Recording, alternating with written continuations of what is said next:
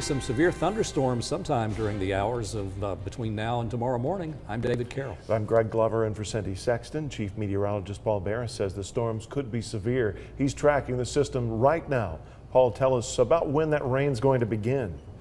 Well, right now. Yeah. There's a shower out there. I want to show you where it is. It's just a little bit, just approaching Signal Mountain now, southern part of Signal Mountain, heading towards Red Bank, but it's fading fast. As it moves through Red Bank, it moves along 27 northward as it's already crossed the Tennessee River, head towards Signal Mountain too.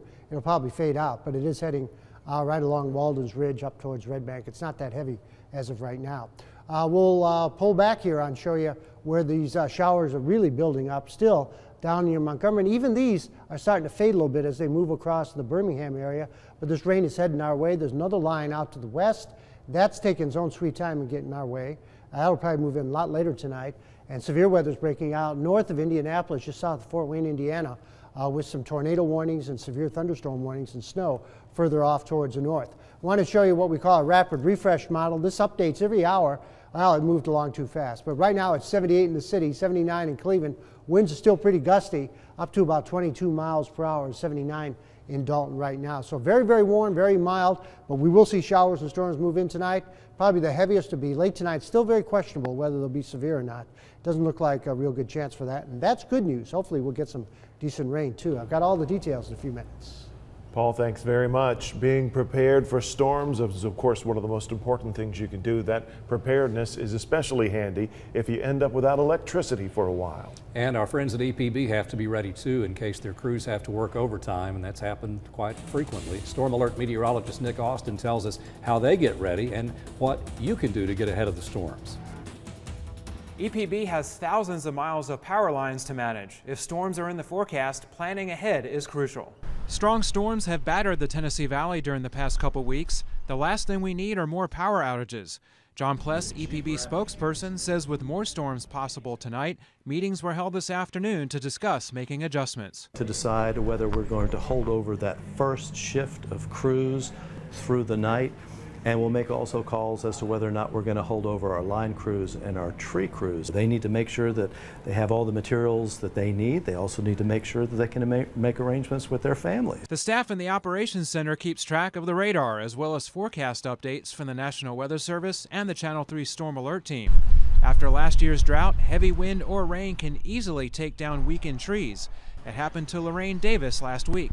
This is the worst one I've had. It's close to my building. If the other one falls, when that one's moved, it may hit my garage. Fortunately, Davis's power came back quickly thanks to the EPB smart grid. In case your power doesn't come back on right away, you may be without electricity for several hours. There are a few simple things that you can do to get ready ahead of the storms. Have a flashlight handy with fresh batteries in it. Have some non-perishable foods available. And make sure you turn on the alerts on your Channel 3 radar app in case severe warnings are issued. If power lines end up down across your neighborhood, don't go near them until crews have cleared the area. They could be live wires and you could get electrocuted. Even if you think the lines are de-energized, don't try to pull that pine tree off the lines. Pless also says if you see a tree in your neighborhood that is leaning on or toward a power line, call 423-648-1EPB. That's 648-1372 to report it. In the studio, Nick Austin, Channel 3 Eyewitness News.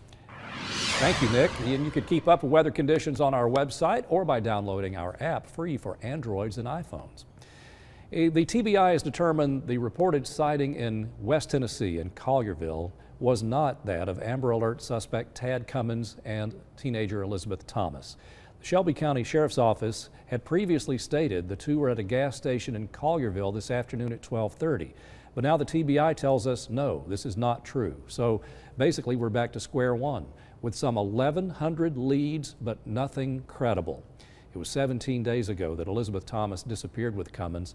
They say that Cummins has since shaved his facial hair and looks different than you see in these pictures. If you have any information on their whereabouts, call the TBI. In Chattanooga, police are on the scene of a shooting. They're investigating a person shot on Hughes Avenue. Police say it happened just about 10 minutes ago. We have a Channel 3 crew en route to the scene. We'll continue to keep you updated on our website at WRCBTV.com. New video to show you of what's left of Cheeseburger after a portion of that building crumbled yesterday. The view you see behind us is from Sky 3, our drone, as we flew it over the debris field earlier today. No one was inside that building when it collapsed.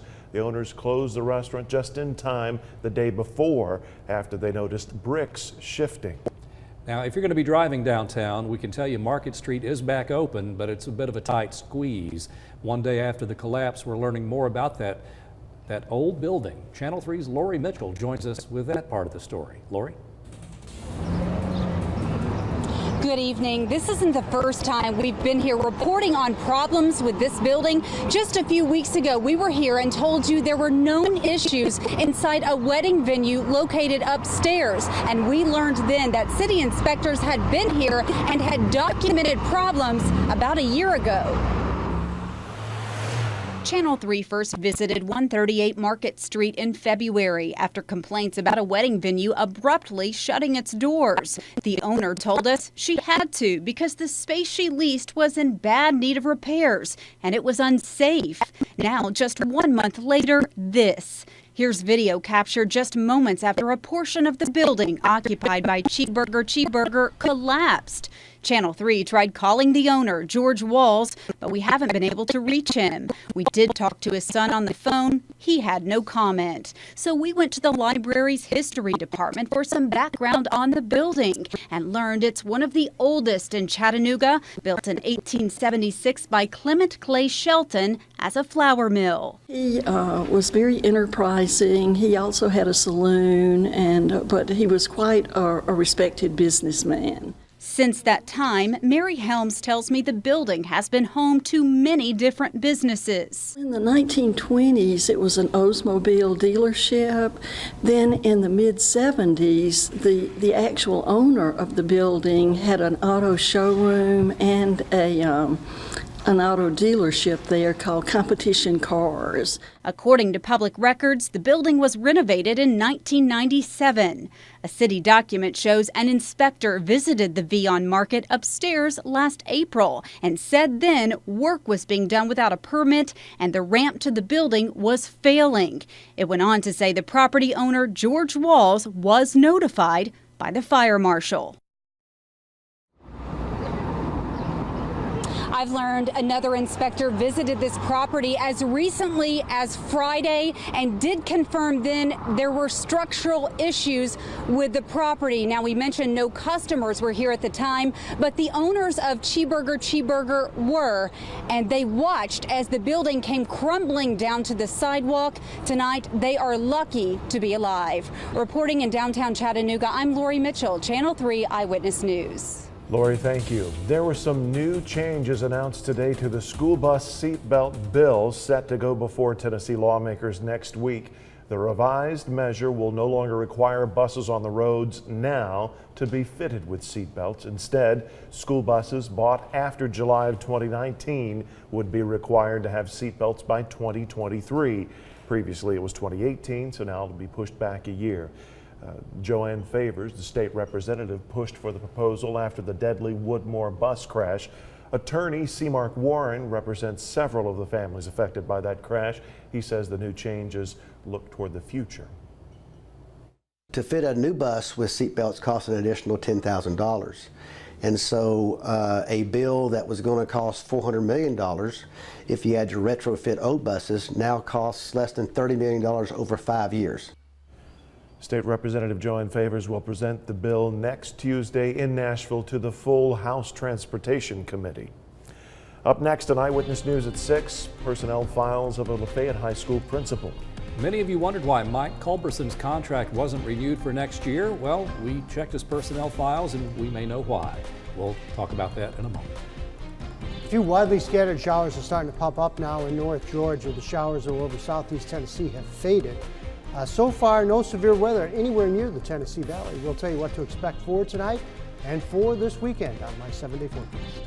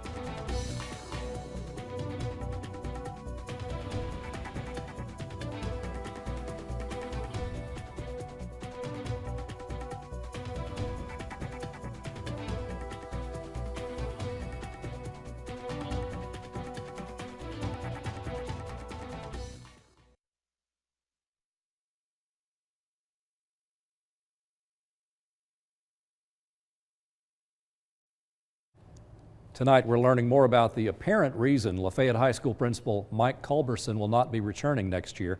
You'll remember that Walker County School Superintendent Damon Raines and the school board members decided not to renew Culberson's contract a few days ago, but wouldn't tell us why.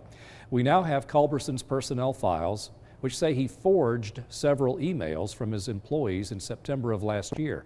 The email messages included complaints about Julie Portwood, a support specialist at the school. The email chain expressed concerns about Portwood changing student schedules and allowing some of them to take online classes. The report claims Culberson altered the messages, adding his own words and then forwarding them to Superintendent Raines. School officials say the highlighted sections that you see there are the words from the original emails. Now, those portions that are not highlighted are what Culberson allegedly added. Now, in Culberson's alterations of Debbie King's email, he says Portwood created a hostile work environment and constantly upset students and employees. Culberson also claimed Portwood left work early each day. Now, Culberson released a statement about the controversy, telling us in part, "Sorry, but at this time I am unable to comment on this ongoing situation." We have all of the Culberson personnel files posted on our website. Police say 2 juveniles have been arrested for their parts in 4 business burglaries on Highway 58. A teenage boy and girl are accused of breaking into Fast Turtle Tack's, Baskin-Robbins, Armando's, and Cindy's Cupcakes. Today, the owners spent the day cleaning up glass and covering broken doors out there. Police say the pair got away with an undisclosed amount of cash. Still to come on Eyewitness News at 6, a Chattanooga eyesore is getting a makeover. Transforming the ridge and transforming everything that is around here and giving it more. What's known to many as King's Lodge will now be known as a new type of building. We'll shed a little light on that when we come back.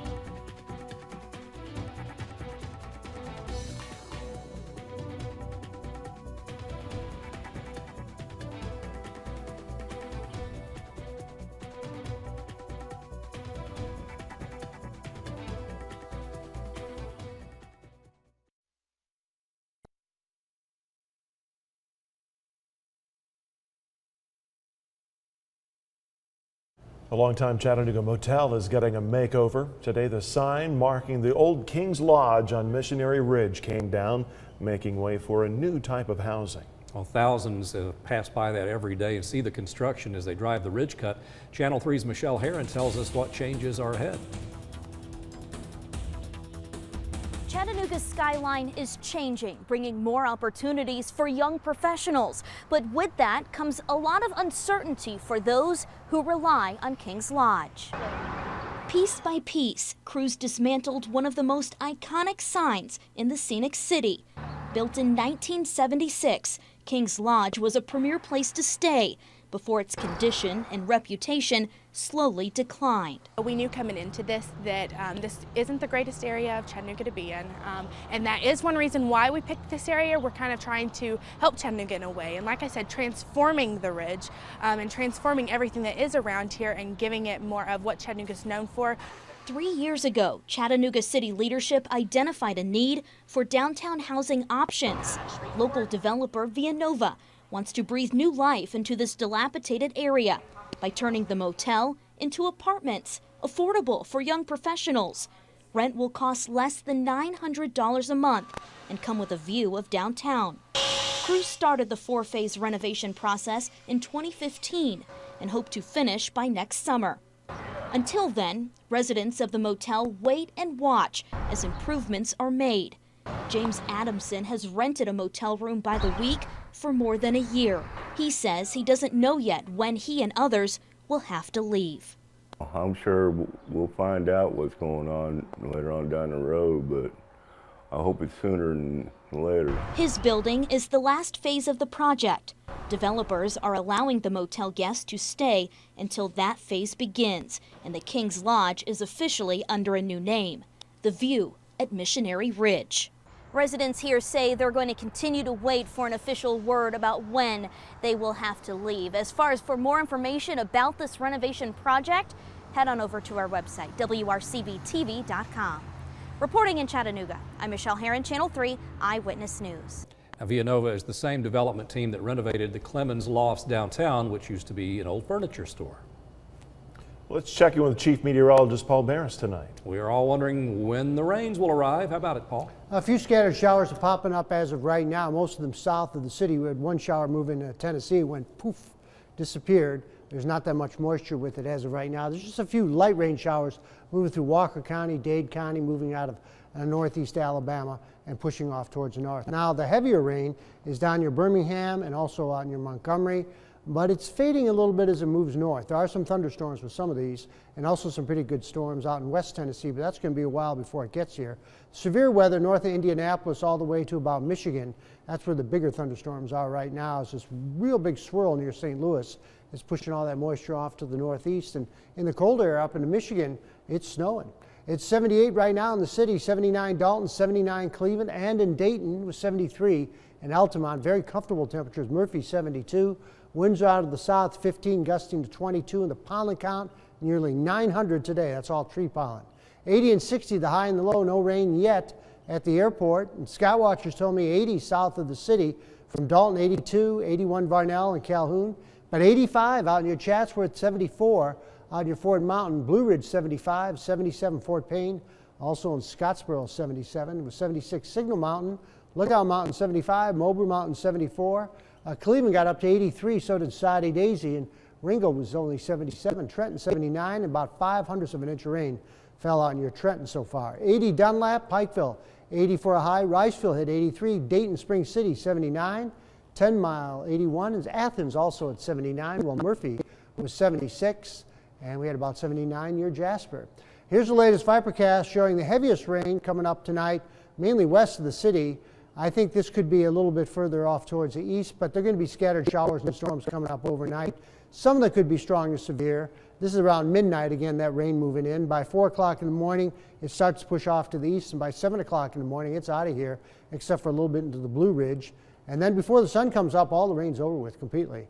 And then through tomorrow and right into Saturday, we're just going to see partly cloudy skies, and it looks like into Saturday and Sunday, the sunshine comes back full force, so it should be pretty nice. Now, Vipercast is painting the heaviest rain west of the city, but isolated showers and storms will move in later tonight. Most of them, I think, after midnight. That's when the heaviest rain will move in. On average, I think we're going to see a ½ inch, but isolated spots 1 to 2 inches is not going to be unheard of. Tonight, 55, a shower or a thunderstorm. The chance for severe weather is slim now, very, very slim with southwesterly winds. Could have some pretty good thunder and lightning, but the chance, again, for real severe weather, and there's definitely not going to be an outbreak out of this.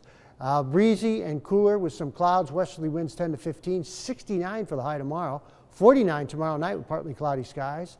And then on the Channel 3 Storm Alert 7-day forecast, 72 Saturday and 79 on Sunday as we see a few more clouds roll in, especially into the afternoon.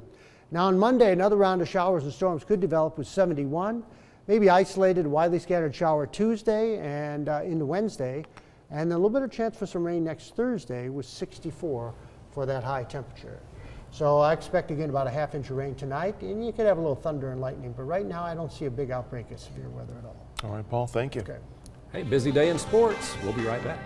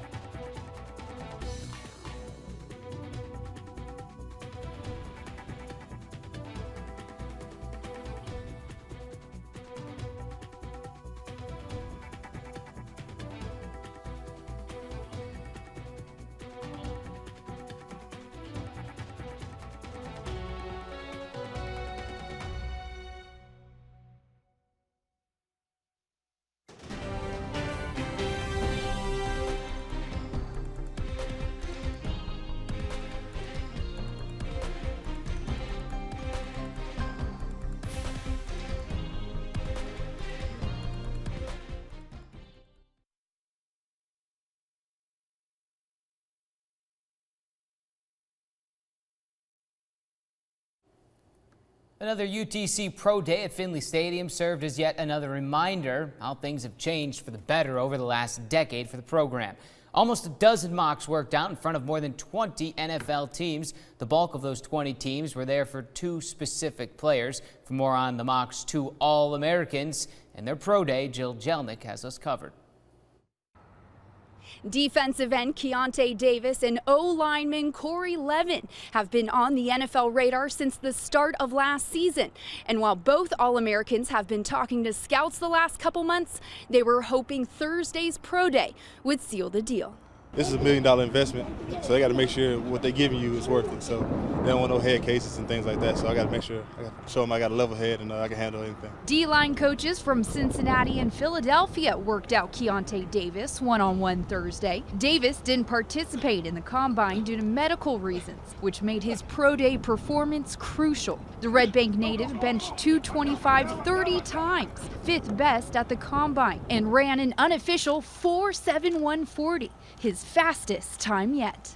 I think I came out there pretty good. I left it all out here. I had a lot of motivation with not being able to perform at the combine, and just been working with the guys here. They want to see what type of person you are on the inside, because at the end of the day, you got to be around the people for a long time, and it's more than just football. Sometimes you got to see what type of person you are. The bulk of Corey Levin's work was done at the combine, but Thursday, the Falcons, Jets, and Lions spent extra time with the O-linemen. I've talked to a few teams quite a few times.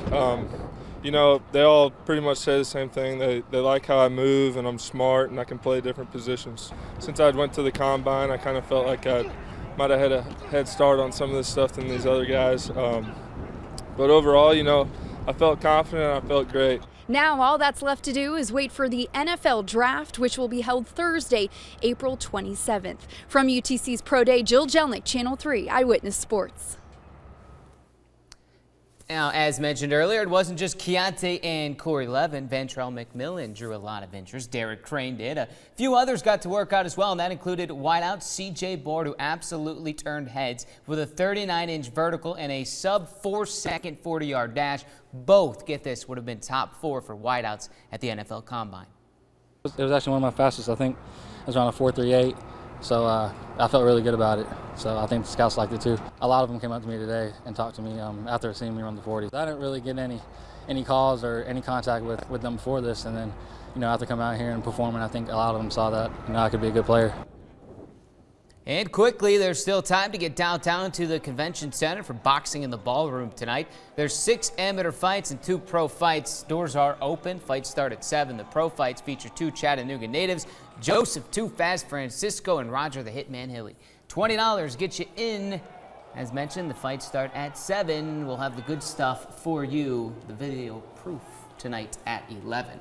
Now back to the Mox Pro Day, if I can, really quick. C.J. Board probably made himself some money today, but if you don't have 20 scouts there and the 2 guys that are All-Americans, C.J. maybe never gets to run that sub-4-second 40 without that attention. So without them, there's none of that. So it was kind of a neat event for the Mox today. And it was fun to watch. I will say I added another job to the list of jobs I don't want. Yeah. I don't want to be the guy who holds that pad while Corey Levin is heading toward. My gosh. Pass that torch. Man, that's impressive. Paul, how about the evening out? All right, let's check it out right now. We'll look at the radars. We put this into motion. A few scattered showers, very, very light stuff.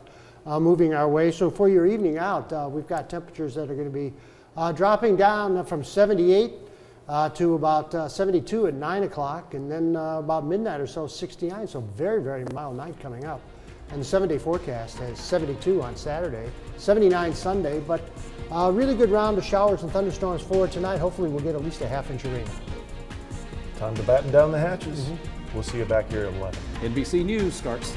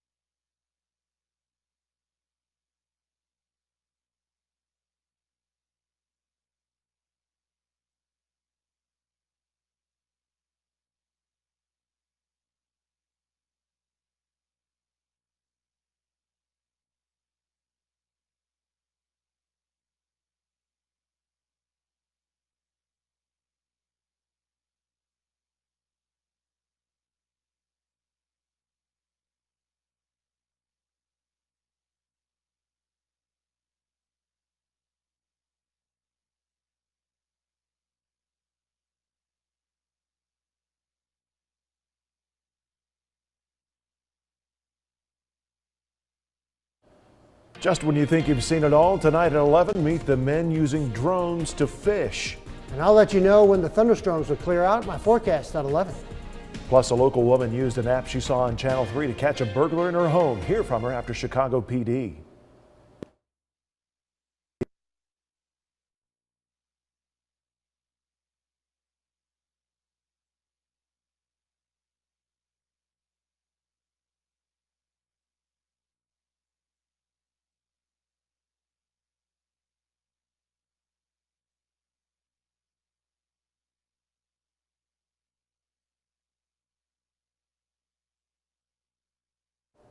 Showers and storms are likely tonight. I'll give you all the details on First Weather.